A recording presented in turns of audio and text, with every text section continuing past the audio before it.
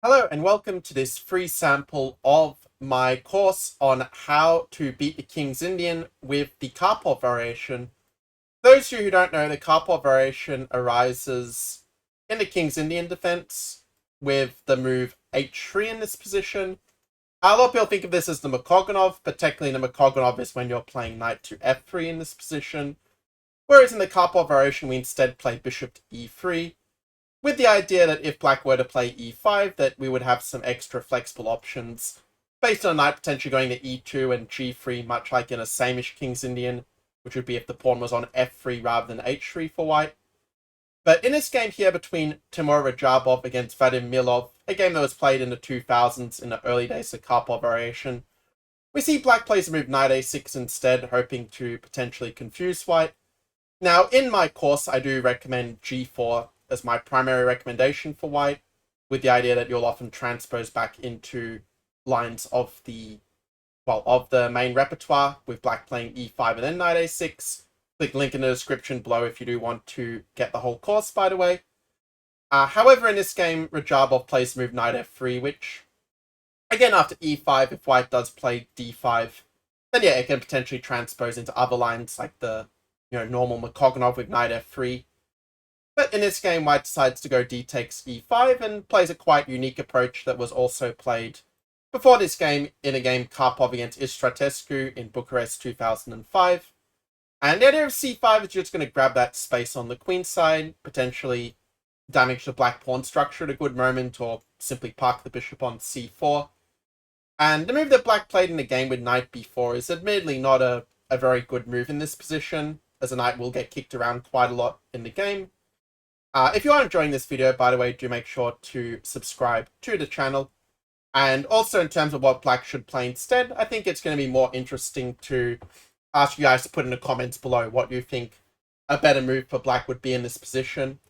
And then at the end of the video, I'll return to this point and see whether you got the puzzle correct.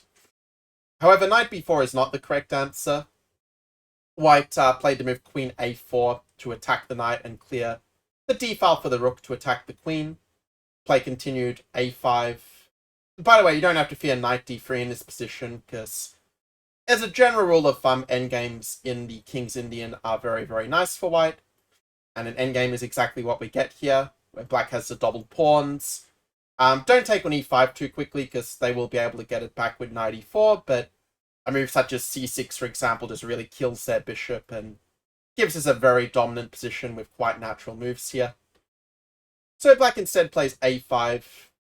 Radjabov plays rook d1, attacking the queen, and, well, black plays queen at e7 at this point. The Istratescu game saw queen e5, but after bishop b5, provoking the move c6, bishop e2. Well, now the knight on b4 is out on a limb, and after knight h5, a3, knight a6 and queen a5, Karpov was simply up a pawn, and in the end he messed up and only drew, but objectively white should win from this position, with a pawn and a better game. If black goes bishop to d7, then queen b3 is a nice move, where you just can go a3, potentially go after the b7 pawn at some moment, or just play without extra space on the queen side for a nice advantage. This is probably better than what happened in the game with queen e7, a3, just kicking the knight back. And you'll notice here that for this structure to work, black really needs to get knight to d4 in, but we're just covering it with so many of our pieces, right? White just develops with bishop e2. You could argue for a bishop b5 as well, just so that bishop d7 isn't hitting the queen at some point. But bishop e2 was played, bishop d7. And since knight d4 does threaten the discovery on the queen, white just goes back, queen c2, rook f d8, and white just has a clear advantage here, as we have a lot more space. Black's minor pieces in particular are not really very well placed at the moment. So black goes bishop e6, hoping to reduce his problems with some exchanges, and again, Radjabov just found a very nice move in this position. Going forward, the move bishop to b5. Again, if we can double the black pawns, e5 becomes weak, and the queenside pawns for black all become isolated or doubled. Black's best bet is probably to play knight d4, even though it does give up a pawn for the moment. But instead he goes knight a7, and with bishop a4 we just completely dominate the black knight by covering the squares to which it could move forward. Black plays bishop c4, one move attack that doesn't really change too much. The bishop can be kicked away pretty easily with the move bishop b3. And in fact, believe it or not, this position is already strategically winning for white. Because let's say if black trades, then we've got pressure on b7. The a5 pawn is a weakness when you get that knight towards c4. And this is just absolutely horrible. I mean, look at the knight on a7. How's it going to get back into the game from here? Instead, black plays bishop e6. Which unfortunately is also a mistake. But, I mean, already black was kind of lost whatever he did. So white plays bishop e6, take, take, take. And now the whole point of white's play, queen to a4. And the rook is no longer on a8 to keep that pawn on a5 safe, say with knight c8. And white went on to win pretty convincingly from here. The game ended knight b5, take, take. And rather than entering some messy complications with queen b5, knight e4, white just kept it simple with bishop g5, defending the e-pawn and still leaving the b5 pawn under fire. The game went knight h5. If black does play queen a6, you can just take and just gobble up more pawns with knight takes c5. White's up 2 pawns and will win the game from here. So black plays knight h5, and I mean the rest is pretty easy from this point. Just to quickly show you the final moves, after take, take, e5, we see that the bishop is very much stuck, hitting this granite pawn on e5. g5, b4, bishop f8, queen e2, and the winning plan for white will be just to either queen the queenside pawns by creating some passes, or in the case of the game, white side just go directly for the weak black king.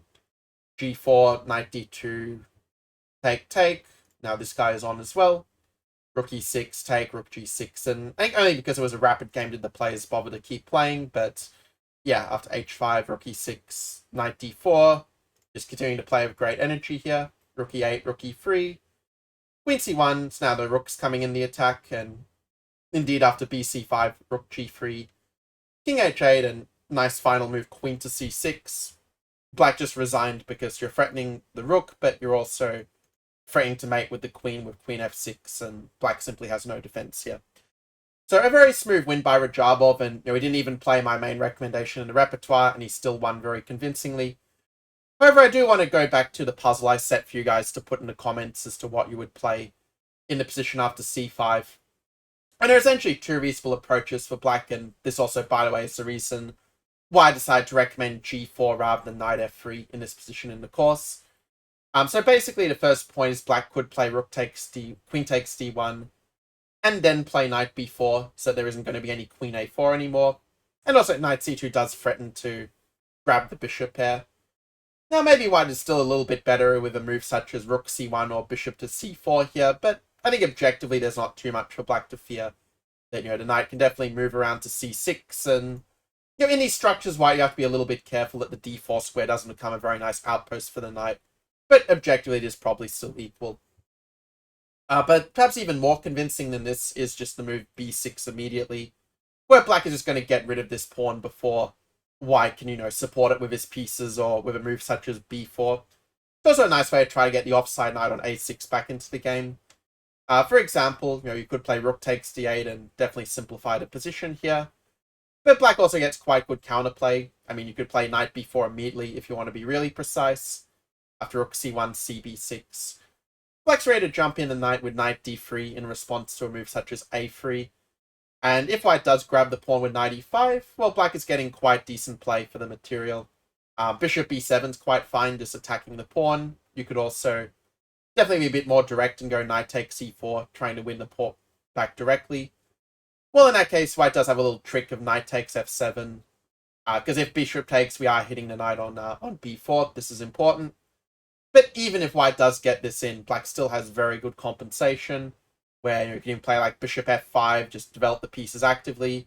You can grab the pawn back pretty easily as well, and I don't really see any problems for black in this position either.